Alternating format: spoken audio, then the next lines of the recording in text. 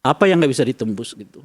Apalagi ya mekanisme apa istilahnya itu ya, seleksi. Hampir semua komisioner di Republik ini tergantung politik. Komisioner? Hampir semua. Komisioner apa nih? Semua komisioner.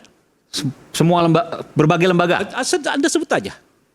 Kompolnas, politik yang memutuskan. Oke. KPU, Bawaslu, DKPP, KPK, macam-macam itu semua yang komisi yudisial, ya, Oke, komisi artinya? ombudsman.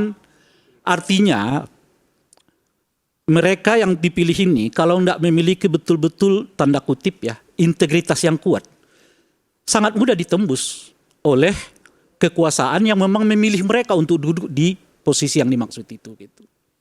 Itu satu dulu.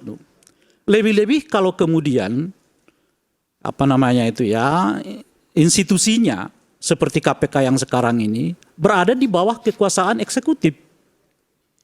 Yang kemarin itu sih belum.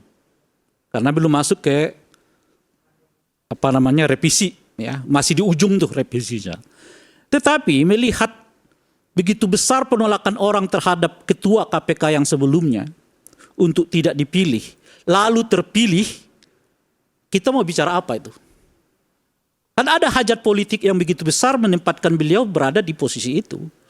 Dalam konteks yang kayak begitu itu, kira-kira apa yang terjadi sehingga para politisi tetap mendudukkan yang bersangkutan di posisi sebagai ketua komisioner KPK gitu ya.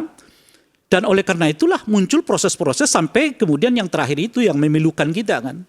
Kali pertama dalam sejarah KPK itu pimpinannya justru berhubungan dengan hukum. Itu kali pertama tuh.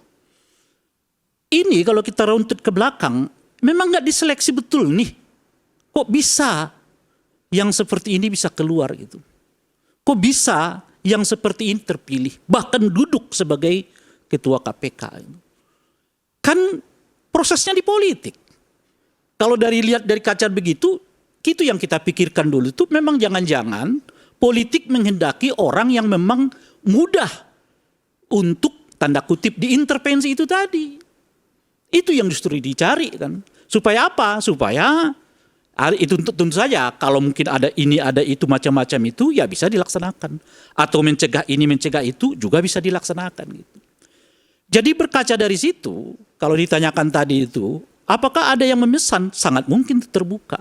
Sama seperti terbukanya dengan kasus Hasto ini besar kemungkinan juga ada yang memesan, bahkan bisa jadi lebih terbuka lagi. Kenapa gitu? Karena strukturnya sudah di bawah eksekutif. KPK yang sebelumnya struktur masih dalam proses pembahasan loh itu. Sudah begitu gitu loh. Apalagi sampai sekarang KPK-nya itu di bawah struktur eksekutif. Nah itu yang saya juga berkali-kali pertanyakan. Kenapa dalam 6 bulan terakhir ini KPK seperti mengejar kasus-kasus yang berhubungan dengan orang di luar kekuasaan? Itu kesan yang Anda tangkap? Coba cek. Ya kan? Sekritis kita terhadap unsur pimpinan KPK yang lama loh. Banyak anggota PDI Perjuangan yang dijerat oleh KPK yang lama itu masuk ke penjara sehingga PDI dianggap sebagai partai paling banyak mengirimkan anggotanya ke KPK saat itu di tangan komisioner yang lama itu. Artinya apa? Artinya komisioner KPK yang lama bekerja mengawal kekuasaan itu.